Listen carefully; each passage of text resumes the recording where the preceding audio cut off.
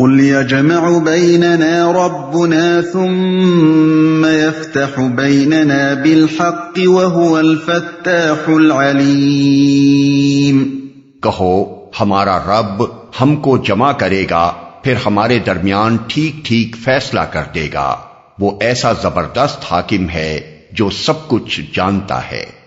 یہ اس معاملے پر غور کرنے کے لیے آخری اور سب سے بڑا محرک ہے جس کی طرف سامعین کی توجہ دلائی گئی ہے۔ یہ بات اسی حد پر ختم نہیں ہو جاتی کہ اس زندگی میں ہمارے اور تمہارے درمیان حق و باطل کا اختلاف ہے، اور ہم میں سے کوئی ایک ہی حق پر ہے، بلکہ اس کے آگے حقیقت نفس الامری یہ بھی ہے کہ ہمیں اور تمہیں دونوں ہی کو اپنے رب کے سامنے حاضر ہونا ہے، اور رب وہ ہے جو حقیقت کو بھی جانتا ہے اور ہم دونوں گروہوں کے حالات سے بھی پوری طرح باخبر ہے۔ وہاں جا کر نہ صرف اس امر کا فیصلہ ہوگا کہ ہم میں اور تم میں سے کون حق پر تھا اور باطل پر کون، بلکہ اس مقدمے کا فیصلہ بھی ہو جائے گا کہ ہم نے تم پر حق واضح کرنے کے لیے کیا کچھ کیا اور تم نے باطل پرستی کی ضد میں آ کر ہماری مخالفت کس کس طرح کی۔ قل ارونی الذین الحقتم به شرکاء کلا بل هو اللہ العزیز الحکیم۔ ان سے کہو ذرا مجھے دکھاؤ تو صحیح وہ کون ہستیاں ہیں جنہیں تم نے اس کے ساتھ شریک لگا رکھا ہے، ہرگز نہیں، زبردست اور دانا تو بس وہ اللہ ہی ہے، شریک لگا رکھا ہے۔ یعنی قبل اس کے کہ تم ان معبودوں کے بھروسے پر اتنا بڑا خطرہ مول لو، ذرا مجھے یہی بتا دو کہ ان میں سے کون اتنا زور آور ہے کہ اللہ کی عدالت میں وہ تمہارا حمایتی بن کر اٹھ سکتا ہو اور تمہیں اس کی گرفت سے بچا سکتا ہو۔ وما ارسلناك الا كافة للناس بشيرا ونذيرا ولكن اكثر الناس لا يعلمون۔ اور اے نبی، ہم نے تم کو تمام ہی انسانوں کے لیے بشیر و نذیر بنا کر بھیجا ہے، مگر اکثر لوگ جانتے نہیں ہیں۔ یعنی تم صرف اسی شہر یا اسی ملک یا اسی زمانے کے لوگوں کے لیے نہیں، بلکہ تمام دنیا کے انسانوں کے لیے اور ہمیشہ کے لیے نبی بنا کر بھیجے گئے ہو، مگر یہ تمہارے ہم عصر اہل وطن تمہاری قدر و منزلت کو نہیں سمجھتے، اور ان کو احساس نہیں ہے کہ کیسی عظیم ہستی کی بعثت سے ان کو نوازا گیا۔ یہ بات کہ نبی صلی اللہ علیہ وسلم صرف اپنے ملک یا اپنے زمانے کے لیے نہیں بلکہ قیامت تک پوری نوع بشری کے لیے مبعوث فرمائے گئے ہیں، قرآن مجید میں متعدد مقامات پر بیان کی گئی ہے۔ مثلا وَأُوحِيَ إِلَيَّ هَذَا الْقُرْآنُ لِأُنذِرَكُم بِهِ وَمَن بَلَغَ، الانعام آیت 197۔ یعنی اور میری طرف یہ قرآن وحی کیا گیا ہے تاکہ اس کے ذریعے سے میں تم کو متنبع کروں اور ہر اس شخص کو جسے یہ پہنچے۔ قُلْ يَا أَيُّهَا النَّاسُ إِنِّي رَسُولُ اللَّهِ إِلَيْكُمْ جَمِيعًا، الاعراف آیت 158۔ اے نبی کہہ دو کہ اے انسانوں، میں تم سب کی طرف اللہ کا رسول ہوں۔ وَمَا أَرْسَلْنَاكَ إِلَّا رَحْمَةً لِّلْعَالَمِينَ، الانبیاء آیت 107۔ یعنی اور اے نبی ہم نے نہیں بھیجا تم کو مگر تمام جہان والوں کے لیے رحمت کے طور پر۔ تبارک الذی نزل الفرقان علی عبدہ لیکون للعالمین نذیرا، الفرقان آیت 1۔ یعنی بڑی برکت والا ہے وہ جس نے اپنے بندے پر فرقان نازل کیا تاکہ وہ تمام جہان والوں کے لیے متنبع کرنے والا ہو۔ یہی مضمون نبی صلی اللہ علیہ وسلم نے خود بھی بہت سی احادیث میں مختلف طریقوں سے بیان فرمایا ہے۔ مثلا بعثت الی الاحمر والاسود، مسند احمد، مرویات ابو موسیٰ اشعری رضی اللہ تعالی عنہ، یعنی میں کالے اور گورے سب کی طرف بھیجا گیا ہوں۔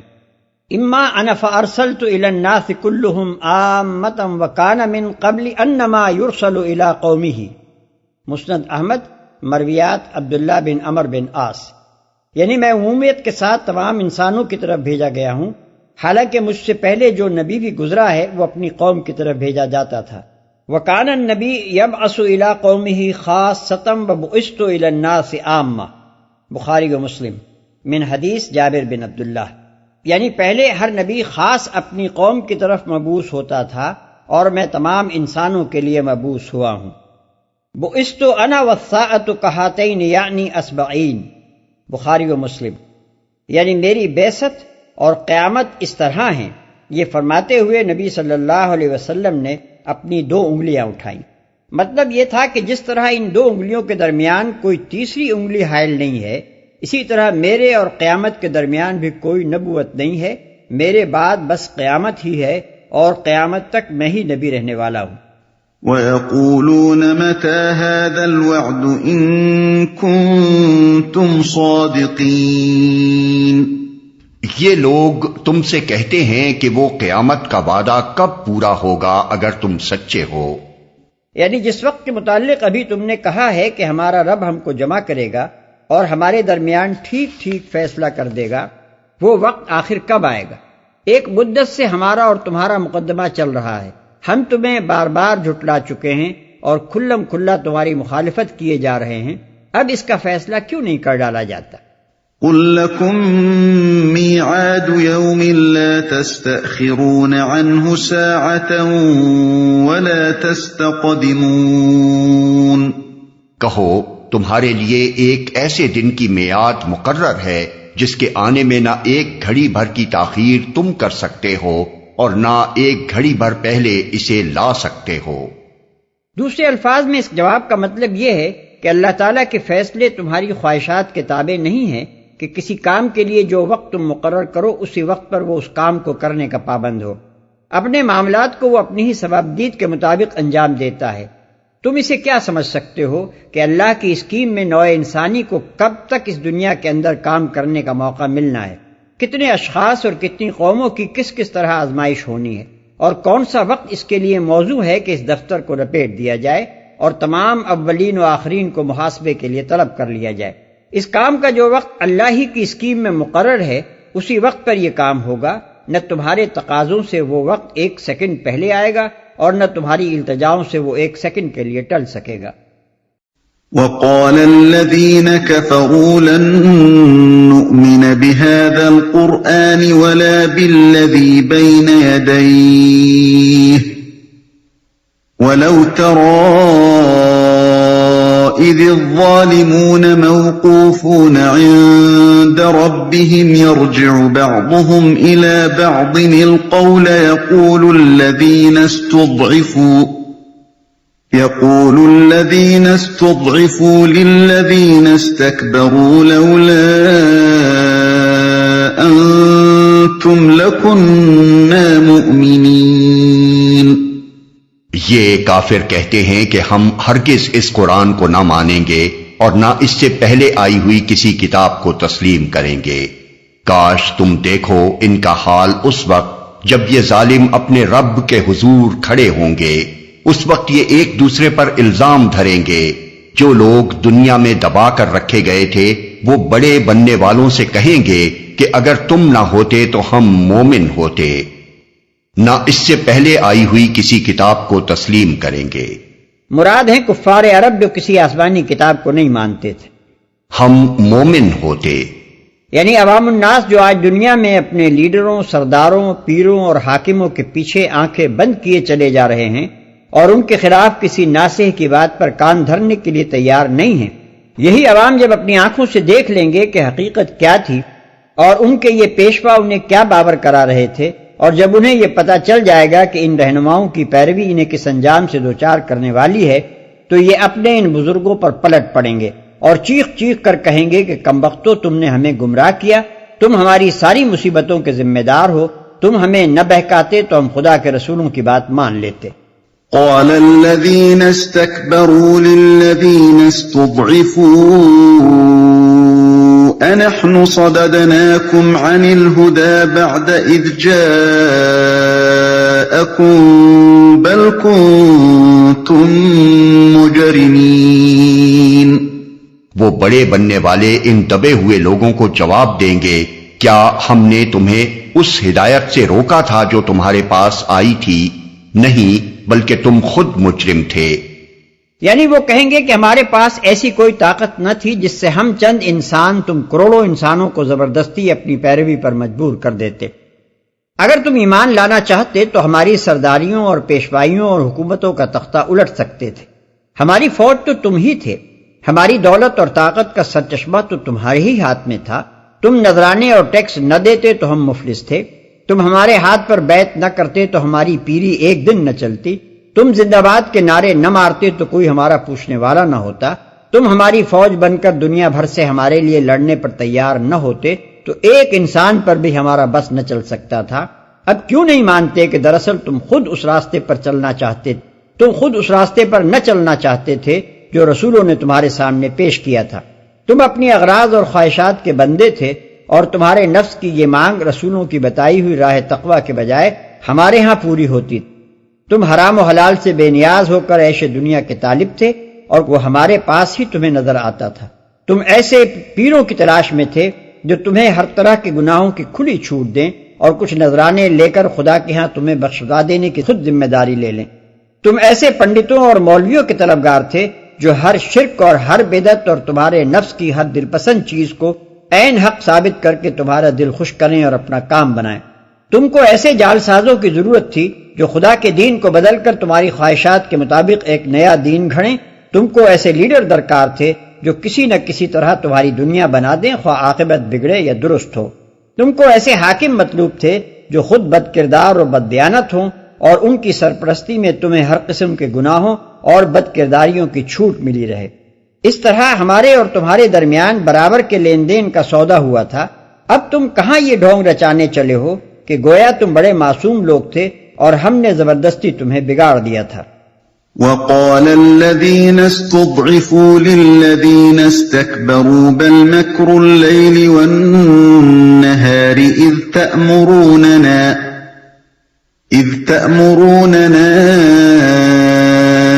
أن نكفر بالله ونجعل له أندادا وأسروا الندامة لما رأوا العذاب وجعلنا الأغلال في أعناق الذين كفروا هل يجزون إلا ما كانوا يعملون۔ وہ دبے ہوئے لوگ ان بڑے بننے والوں سے کہیں گے، نہیں بلکہ شب و روز کی مکاری تھی جب تم ہم سے کہتے تھے کہ ہم اللہ سے کفر کریں اور دوسروں کو اس کا ہمسر ٹھہرائیں۔ آخر کار جب یہ لوگ عذاب دیکھیں گے تو اپنے دلوں میں پچھتائیں گے اور ہم ان منکرین کے گلوں میں توق ڈال دیں گے۔ کیا لوگوں کو اس کے سوا اور کوئی بدلہ دیا جا سکتا ہے کہ جیسے اعمال ان کے تھے ویسی ہی جزا وہ پائیں، اس کا ہمسر ٹھہرائیں۔ دوسرے الفاظ میں ان عوام کا جواب یہ ہوگا کہ تم اس ذمہ داری میں ہم کو برابر کا شریک کہاں ٹھہرائے دے رہے ہو۔ کچھ یہ بھی یاد ہے کہ تم نے اپنی چال بازیوں، فریب کاریوں اور جھوٹے پروپیگنڈوں سے کیا طلسم باندھ رکھا تھا، اور رات دن خلق خدا کو پھانسنے کے لیے کیسے کیسے جتن تم کیا کرتے تھے۔ معاملہ صرف اتنا ہی تو نہیں ہے کہ تم نے ہمارے سامنے دنیا پیش کی اور ہم اس پر ریجھ گئے، امر واقعہ یہ بھی تو ہے کہ تم شب و روز کی مکاریوں سے ہم کو بیوقوف بناتے تھے اور تم میں سے ہر شکاری روز ایک نیا جال بن کر طرح طرح کی تدبیروں سے اللہ کے بندوں کو اس میں پھانستا تھا۔ قرآن مجید میں پیشواؤں اور پیرووں کے جھگڑے کا ذکر مختلف مقامات پر مختلف طریقوں سے آیا ہے۔ تفصیل کے لیے یہ مقامات ملاحظہ ہوں۔ سورہ اعراف آیات 38-39، ابراہیم آیت 21، القصص آیت 63، الاحزاب آیت 66 اور 68، المومن آیت 47-48، حامیم السجدہ آیت 29۔ وما أرسلنا في قرية من نذير إلا قال مترفوها إنا بما أرسلتم به كافرون۔ کبھی ایسا نہیں ہوا کہ ہم نے کسی بستی میں ایک خبردار کرنے والا بھیجا ہو اور اس بستی کے کھاتے پیتے لوگوں نے یہ نہ کہا ہو کہ جو پیغام تم لے کر آئے ہو اس کو ہم نہیں مانتے۔ یہ بات قرآن مجید میں بکثرت مقامات پر بیان کی گئی ہے کہ انبیاء علیہ السلام کی دعوت کا مقابلہ سب سے پہلے اور سب سے آگے بڑھ کر ان خوشحال طبقوں نے کیا ہے جو دولت و حشمت اور نفوذ و اقتدار کے مالک تھے۔ مثال کے طور پر یہ مقامات ملاحظہ ہوں۔ الانعام آیت 123، الاعراف آیات 60، 66، 75، 88 اور 90، ہود آیت 27، بنی اسرائیل آیت 16، المومنون آیت 24 اور 33 تا 38۔ 46 اور 47، الزخرف آیت 23۔ وقالوا نحن أكثر أموالا وأولادا وما نحن بمعذبين۔ انہوں نے ہمیشہ یہی کہا کہ ہم تم سے زیادہ مال اولاد رکھتے ہیں اور ہم ہرگز سزا پانے والے نہیں ہیں۔ ان کا استدلال یہ تھا کہ ہم تم سے زیادہ اللہ کے پیارے اور پسندیدہ لوگ ہیں، جبھی تو اس نے ہم کو ان نعمتوں سے نوازا ہے جن سے تم محروم ہو، یا کم از کم ہم سے فروتر ہو۔ اگر اللہ ہم سے راضی نہ ہوتا تو یہ سر و سامان اور یہ دولت و حشمت ہمیں کیوں دیتا؟ اب یہ بات ہم کیسے باور کر لیں کہ اللہ یہاں تو ہم پر نعمتوں کی بارش کر رہا ہے اور آخرت میں جا کر ہمیں عذاب دے گا؟ عذاب ہونا ہے تو ان پر ہونا ہے جو یہاں اس کی نوازشوں سے محروم ہیں۔ قرآن مجید میں دنیا پرستوں کی اس غلط فہمی کا بھی جگہ جگہ ذکر کر کے اس کی تردید کی گئی ہے۔ مثال کے طور پر یہ مقامات ملاحظہ ہوں: البقرہ آیت 126 اور 212، التوبہ 55-69، ہود 3 اور 27، الرعد آیت 26، الکہف 34 تا 43، مریم 73 تا 77، طٰہٰ 131، المؤمنون آیت 55 تا 61، شعراء آیت 111، القصص آیت 76 تا 83، الروم آیت 9، المدثر آیات 11 تا 26، الفجر آیت 15 تا 20۔ قل إن ربي يبسط الرزق لمن يشاء ويقدر ولكن أكثر الناس لا يعلمون۔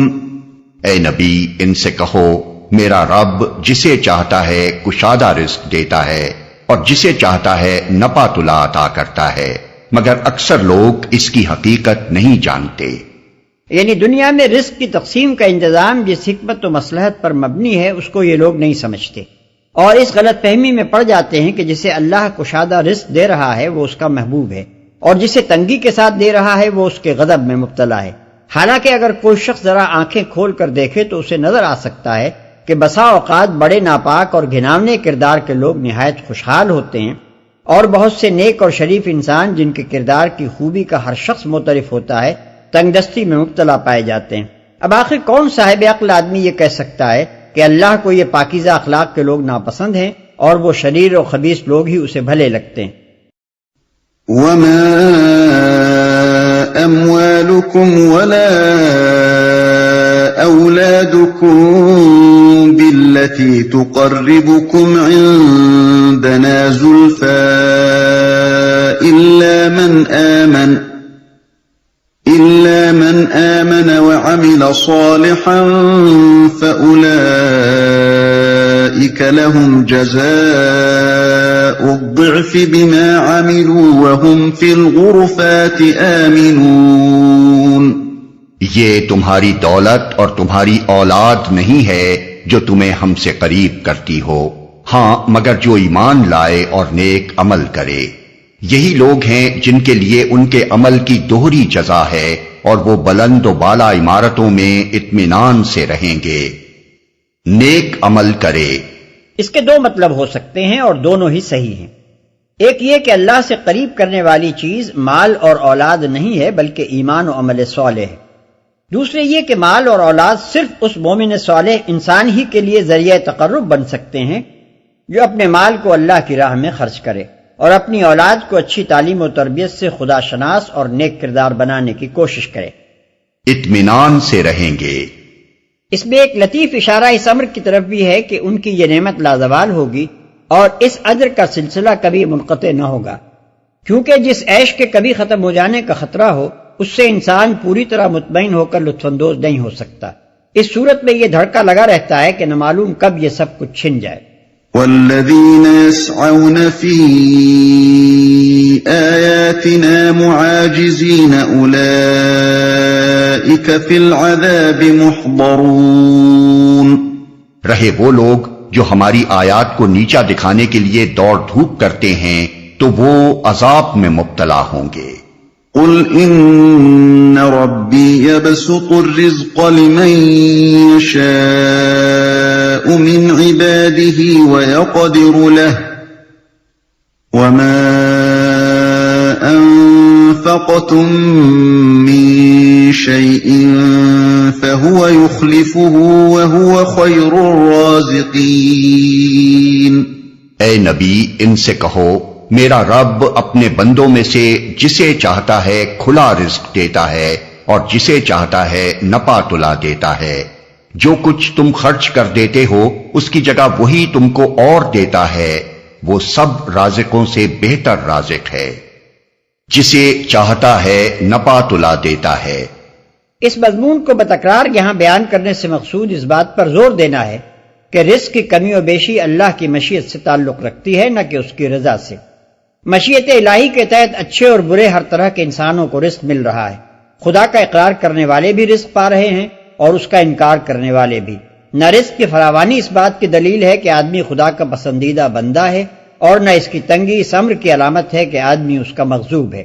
مشیت کے تحت ایک ظالم اور بے ایمان آدمی پھلتا پھولتا ہے، حالانکہ ظلم اور بے ایمانی خدا کو پسند نہیں ہے، اور اس کے برعکس مشیت ہی کے تحت ایک سچا اور ایماندار آدمی نقصان اٹھاتا اور تکلیفیں سہتا ہے، حالانکہ یہ صفات خدا کو پسند ہیں۔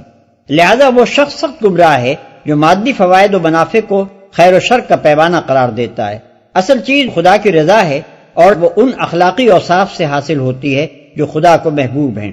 ان اوصاف کے ساتھ اگر کسی کو دنیا کی نعمتیں حاصل ہوں تو یہ بلا شبہ خدا کا فضل ہے جس پر شکر ادا کرنا چاہیے۔ لیکن اگر ایک شخص اخلاقی اوصاف کے لحاظ سے خدا کا باغی و نافرمان بندہ ہو اور اس کے ساتھ دنیا کی نعمتوں سے نوازا جا رہا ہو تو اس کے معنی یہ ہے کہ وہ سخت باز پرس اور بدترین عذاب کے لیے تیار ہو رہا ہے۔ سب رازقوں سے بہتر رازق ہے۔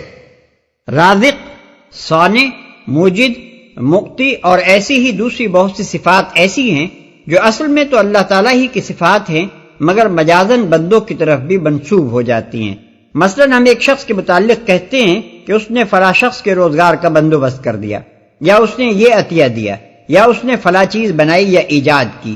اسی لحاظ سے اللہ تعالیٰ نے اپنے لیے خیر الرازقین کا لفظ استعمال فرمایا ہے، یعنی جن جن کے متعلق تم گمان رکھتے ہو کہ وہ روزی دینے والے ہیں، ان سب سے بہتر روزی دینے والا اللہ تعالیٰ ہے۔ وَيَوْمَ يَحْشُرُهُمْ جَمِيعًا ثُمَّ يَقُولُ لِلْمَلَائِكَةِ أَهَؤُلَاءِ إِيَّاكُمْ كَانُوا يَعْبُدُونَ قَالُوا سُبْحَانَكَ أَنْتَ وَلِيُّنَا مِنْ دُونِهِمْ بَلْ كَانُوا يَعْبُدُونَ الْجِنَّ أَكْثَرُهُمْ بِهِمْ مُؤْمِنُونَ۔ اور جس دن وہ تمام انسانوں کو جمع کرے گا پھر فرشتوں سے پوچھے گا کیا یہ لوگ تمہاری ہی عبادت کیا کرتے تھے؟ تو وہ جواب دیں گے کہ پاک ہے آپ کی ذات، ہمارا تعلق تو آپ سے ہے نہ کہ ان لوگوں سے۔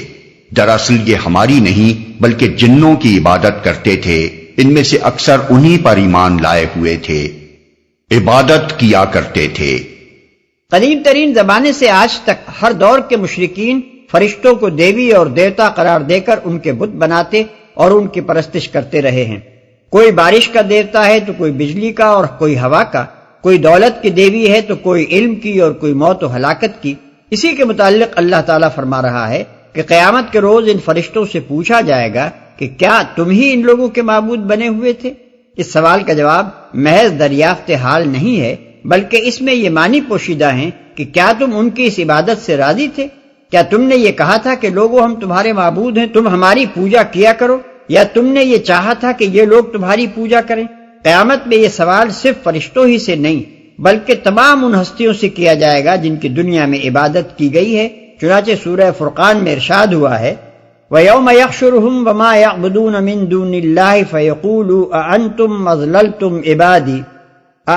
أَضْلَلْتُمْ عِبَادِي هَؤُلَاءِ أَمْ هُمْ ضَلُّوا السَّبِيلَ۔ آیت 17۔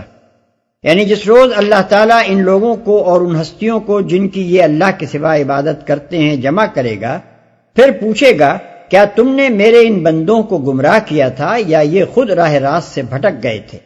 نہ کہ ان لوگوں سے۔ یعنی وہ جواب دیں گے کہ حضور کی ذات اس سے منزہ اور بالاتر ہے کہ کوئی دوسرا خدائی و معبودیت میں آپ کا شریک ہو، ہمارا ان لوگوں سے کوئی واسطہ نہیں، ہم ان سے اور ان کے افعال سے بری الذمہ ہیں، ہم تو حضور کے بندے ہیں۔ انہی پر ایمان لائے ہوئے تھے۔ اس فقرے میں جن سے مراد شیاطین جن ہیں۔ فرشتوں کے اس جواب کا مطلب یہ ہے کہ بظاہر تو یہ ہمارے نام لے کر اور اپنے تخیلات کے مطابق ہماری صورتیں بنا کر گویا ہماری عبادت کرتے تھے، لیکن دراصل یہ ہماری نہیں بلکہ شیاطین کی بندگی کر رہے تھے، کیونکہ شیاطین ہی نے ان کو یہ راستہ دکھایا تھا کہ خدا کو چھوڑ کر دوسروں کو اپنا حاجت روا سمجھو اور ان کے آگے نظر و نیاز پیش کیا کرو۔ یہ آیت صریح طور پر ان لوگوں کے خیال کی غلطی واضح کر دیتی ہے جو جن کو پہاڑی علاقے کے باشندوں یا دہقانوں اور صحرائیوں کے معنی میں لیتے ہیں۔ کیا کوئی صاحب عقل آدمی اس آیت کو پڑھ کر یہ تصور کر سکتا ہے کہ لوگ کوہستانی اور صحرائی اور دیہاتی آدمیوں کی عبادت کیا کرتے تھے اور انہی پر ایمان لائے ہوئے تھے؟ اس آیت سے عبادت کے بھی ایک دوسرے مفہوم پر روشنی پڑتی ہے۔ اس سے معلوم ہوتا ہے کہ عبادت صرف پرستش اور پوجا پاٹ ہی کا نام نہیں ہے، بلکہ کسی کے حکم پر چلنا اور اس کی بے چون و چرا اطاعت کرنا بھی عبادت ہی ہے، حتیٰ کہ اگر آدمی کسی پر لعنت بھیجتا ہو جیسا کہ شیطان پر بھیجتا ہے اور پھر بھی پیروی اسی کے طریقے کی کیے جا رہا ہو، تب بھی وہ اس کی عبادت کا مرتکب ہے۔ فَالْيَوْمَ لَا يَمْلِكُ بَعْضُكُمْ لِبَعْضٍ نَفْعًا وَلَا ضَرًّا وَنَقُولُ لِلَّذِينَ ظَلَمُوا ذُوقُوا عَذَابَ النَّارِ الَّتِي كُنتُم بِهَا تُكَذِّبُونَ۔ اس وقت ہم کہیں گے کہ آج تم میں سے کوئی نہ کسی کو فائدہ پہنچا سکتا ہے نہ نقصان، اور ظالموں سے ہم کہہ دیں گے کہ اب چکھو اس عذاب جہنم کا مزہ جسے تم جھٹلایا کرتے تھے۔ وَإِذَا تُتْلَى عَلَيْهِمْ آيَاتُنَا بَيِّنَاتٍ قَالُوا مَا هَذَا إِلَّا رَجُلٌ يُرِيدُ أَن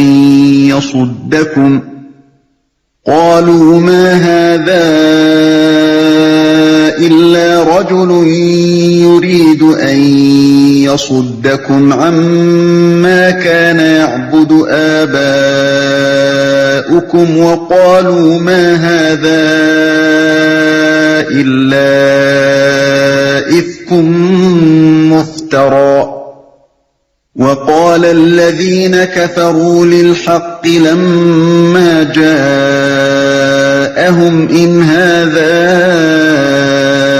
إِلَّا سِحْرٌ مُبِينٌ۔ ان لوگوں کو جب ہماری صاف صاف آیات سنائی جاتی ہیں تو یہ کہتے ہیں کہ یہ شخص تو بس یہ چاہتا ہے کہ تم کو ان معبودوں سے برگشتہ کر دے جن کی عبادت تمہارے باپ دادا کرتے آئے ہیں، اور کہتے ہیں کہ یہ قرآن محض ایک جھوٹ ہے گھڑا ہوا۔ ان کافروں کے سامنے جب حق آیا تو انہوں نے کہہ دیا کہ یہ تو صریح جادو ہے۔ وَمَا آتَيْنَاهُم مِّن كُتُبٍ يَدْرُسُونَهَا وَمَا أَرْسَلْنَا إِلَيْهِمْ قَبْلَكَ مِن نَّذِيرٍ وَكَذَّبَ الَّذِينَ مِن قَبْلِهِمْ وَمَا بَلَغُوا مِعْشَارَ مَا آتَيْنَاهُمْ فَكَذَّبُوا رُسُلِي فَكَيْفَ كَانَ نَكِيرِ۔ حالانکہ نہ ہم نے ان لوگوں کو پہلے کوئی کتاب دی تھی کہ یہ اسے پڑھتے ہوں، اور نہ تم سے پہلے ان کی طرف کوئی متنبع کرنے والا بھیجا تھا۔ ان سے پہلے گزرے ہوئے لوگ جھٹلا چکے ہیں۔ جو کچھ ہم نے انہیں دیا تھا اس کے عشر عشیر کو بھی یہ نہیں پہنچے ہیں، مگر جب انہوں نے میرے رسولوں کو جھٹلایا تو دیکھ لو کہ میری سزا کیسی سخت تھی۔ نہ تم سے پہلے ان کی طرف کوئی متنبع کرنے والا بھیجا تھا، یعنی اس سے پہلے نہ کوئی کتاب خدا کی طرف سے ایسی آئی ہے اور نہ کوئی رسول ایسا آیا ہے جس نے آ کر ان کو یہ تعلیم دی ہو کہ یہ اللہ کے سوا دوسروں کی بندگی و پرستش کیا کریں۔ اس لیے یہ لوگ کسی علم کی بنا پر نہیں بلکہ سراسر جہالت کی بنا پر قرآن اور محمد صلی اللہ علیہ وسلم کی دعوت توحید کا انکار کر رہے ہیں۔ اس کے لیے ان کے پاس کوئی سند نہیں ہے۔ میری سزا کیسی سخت تھی، یعنی مکے کے لوگ تو اس قوت و شوکت اور اس خوشحالی کے عشر عشیر کو بھی نہیں پہنچے ہیں جو ان قوموں کو حاصل تھی، مگر دیکھ لو کہ جب انہوں نے ان حقائق کو ماننے سے انکار کیا جو انبیاء علیہ السلام نے ان کے سامنے پیش کیے تھے اور باطل پر اپنے نظام زندگی کی بنیاد رکھی تو آخر کار وہ کس طرح تباہ ہوئی اور ان کی قوت و دولت ان کے کسی کام نہ آ سکی۔ قل انما اعظكم بواحدة ان تقوموا لله مثنى وفرادا ثم تتفكروا ما بصاحبكم من جنة ان هو الا نذير لكم بين يدي عذاب شديد۔ اے نبی، ان سے کہو کہ میں تمہیں بس ایک بات کی نصیحت کرتا ہوں، خدا کے لیے تم اکیلے اکیلے اور دو دو مل کر اپنا دماغ لڑاؤ اور سوچو تمہارے صاحب میں آخر ایسی کون سی بات ہے جو جنون کی ہو۔ وہ تو ایک سخت عذاب کی آمد سے پہلے تم کو متنبع کرنے والا ہے جو جنون کی ہو۔ یعنی اغراض اور خواہشات اور تعصبات سے پاک ہو کر خالصتاً للہ غور کرو۔ ہر شخص الگ الگ بھی نیک نیتی کے ساتھ سوچے اور دو دو چار چار آدمی سر جوڑ کر بھی بے لاگ طریقے سے ایک دوسرے کے ساتھ بحث کر کے تحقیق کریں کہ آخر وہ کیا بات ہے جس کی بنا پر آج تم اس شخص کو مجنون ٹھہرا رہے ہو جسے کل تک تم اپنے درمیان نہایت دانا آدمی سمجھتے تھے۔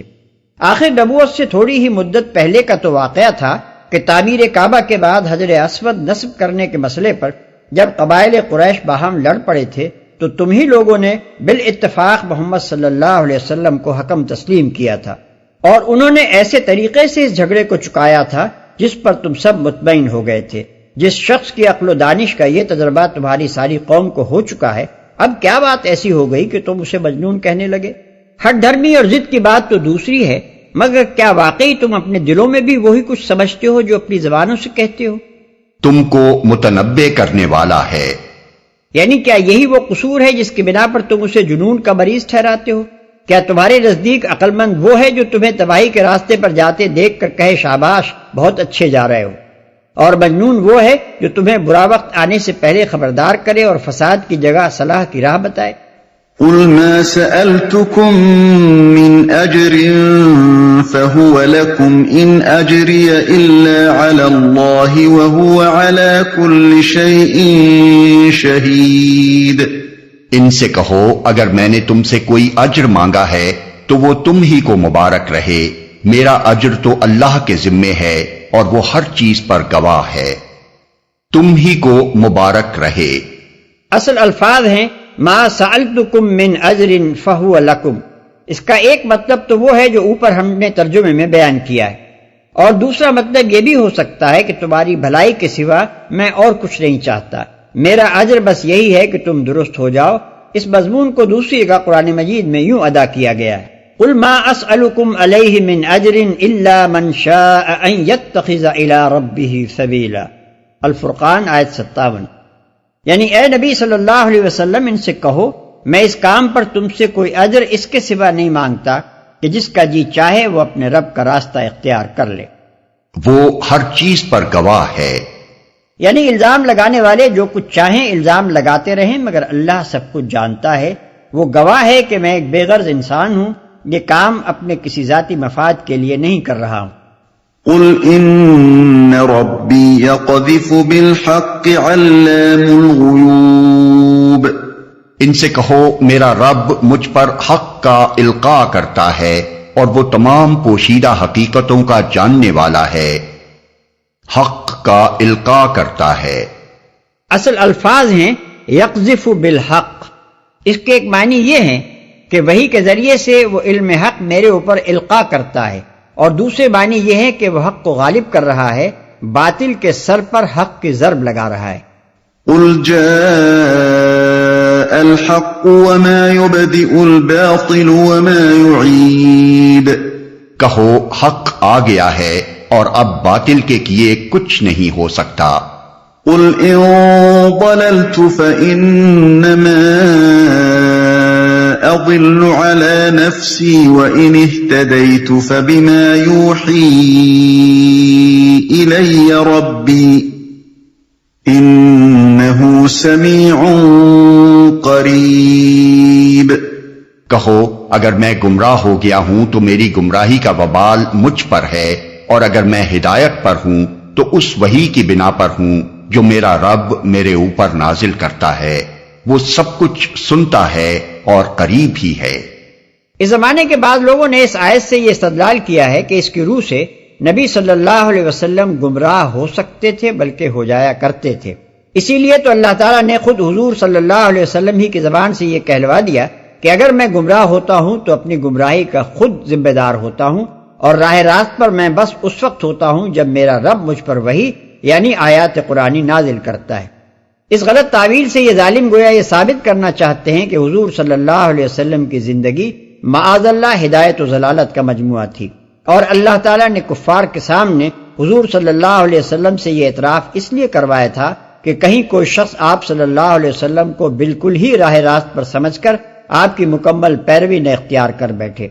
حالانکہ جو شخص بھی سلسلہ کلام پر غور کرے گا وہ جان لے گا کہ یہاں اگر میں گمراہ ہو گیا ہوں کہ الفاظ اس معنی میں نہیں کہے گئے ہیں کہ معاذ اللہ حضور صلی اللہ علیہ وسلم فی الواقع گمراہ ہو جاتے تھے، بلکہ پوری بات اس معنی میں کہی گئی ہے کہ اگر میں گمراہ ہو گیا ہوں جیسا کہ تم مجھ پر الزام لگا رہے ہو، اور میرا یہ نبوت کا دعویٰ اور میری یہ دعوت توحید اسی گمراہی کا نتیجہ ہے جیسا کہ تم گمان کر رہے ہو، تو میری گمراہی کا وبال مجھ پر ہی پڑے گا، اس کی ذمہ داری میں تم نہ پکڑے جاؤ گے۔ لیکن اگر میں ہدایت پر ہوں جیسا کہ در حقیقت ہوں تو اس کی وجہ یہ ہے کہ مجھ پر میرے رب کی طرف سے وحی آتی ہے جس کے ذریعے سے مجھے راہ راست کا علم حاصل ہو گیا ہے۔ میرا رب قریب ہی موجود ہے اور سب کچھ سن رہا ہے، اسے معلوم ہے کہ میں گمراہ ہوں یا اس کی طرف سے ہدایت یافتہ۔ وَلَوْ تَرَىٰ إِذْ فَزِعُوا فَلَا فَوْتَ وَأُخِذُوا مِن مَّكَانٍ قَرِيبٍ وَقَالُوا آمَنَّا بِهِ وَأَنَّىٰ لَهُمُ التَّنَاوُشُ مِن مَّكَانٍ بَعِيدٍ۔ کاش تم دیکھو انہیں اس وقت جب یہ لوگ گھبرائے پھر رہے ہوں گے اور کہیں بچ کر نہ جا سکیں گے بلکہ قریب ہی سے پکڑ لیے جائیں گے۔ اس وقت یہ کہیں گے کہ ہم اس پر ایمان لے آئے، حالانکہ اب دور نکلی ہوئی چیز کہاں ہاتھ آ سکتی ہے، قریب ہی سے پکڑ لیے جائیں گے۔ یعنی قیامت کے روز ہر مجرم اس طرح پکڑا جائے گا کہ گویا پکڑنے والا قریب ہی کہیں چھپا کھڑا تھا، ذرا اس نے بھاگنے کی کوشش کی اور فوراً ہی دھر لیا گیا۔ ہم اس پر ایمان لے آئے، مراد یہ ہے کہ اس تعلیم پر ایمان لے آئے جو رسول نے دنیا میں پیش کی تھی۔ دور نکلی ہوئی چیز کہاں ہاتھ آ سکتی ہے، یعنی ایمان لانے کی جگہ تو دنیا تھی اور وہاں سے اب یہ بہت دور نکل آئے ہیں۔ عالم آخرت پہ پہنچ جانے کے بعد اب توبہ و ایمان کا موقع کہاں مل سکتا ہے۔ وَقَدْ كَفَرُوا بِهِ مِن قَبْلُ وَيَقْذِفُونَ بِالْغَيْبِ مِن مَّكَانٍ بَعِيدٍ۔ اس سے پہلے یہ کفر کر چکے تھے اور بلا تحقیق دور دور کی کوڑیاں لایا کرتے تھے۔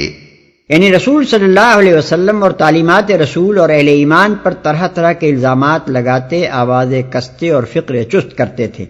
کبھی کہتے یہ شخص ساحر ہے، کبھی کہتے مجنون ہے، کبھی توحید کا مذاق اڑاتے اور کبھی آخرت کے تخیل پر باتیں چھانٹتے، کبھی یہ افسانہ تراشتے کہ رسول کو کوئی اور سکھاتا پڑھاتا ہے، اور کبھی ایمان لانے والوں کے متعلق کہتے کہ یہ محض اپنی نادانی کی وجہ سے رسول کے پیچھے لگ گئے ہیں۔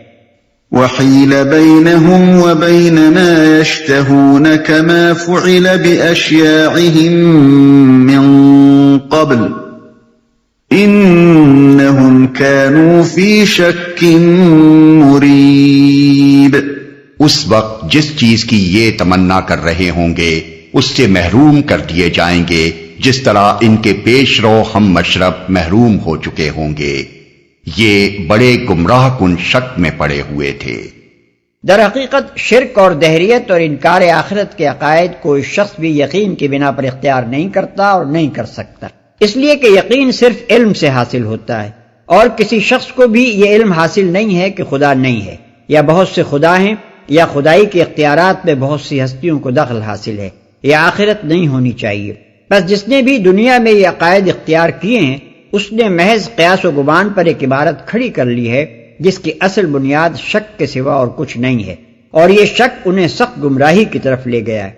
انہیں خدا کے وجود میں شک ہوا، انہیں توحید کی صداقت میں شک ہوا، انہیں آخرت کے آنے میں شک ہوا، حتیٰ کہ اس شک کو انہوں نے یقین کی طرح دلوں میں بٹھا کر انبیاء کی کوئی بات نہ مانی اور اپنی زندگی کی پوری مہلت عمل ایک غلط راستے میں کھپا دی۔